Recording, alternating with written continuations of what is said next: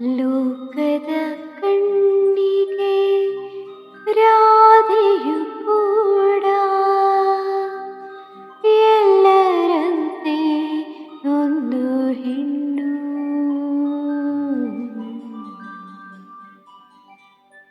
ನನಗೂ ಆಕೆ ಕೃಷ್ಣನ ತೋರುವ ಪ್ರೀತಿಯು ನೀಡಿದ ಕಣ್ಣು.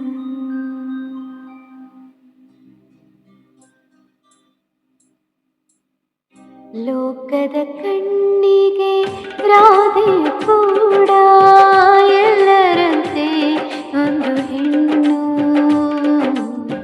ನನಗೂ ಆಕೆ ಕೃಷ್ಣನ ತೋರುವ ಪ್ರೀತಿಯು ನೀಡಿದ ಕಣ್ಣು.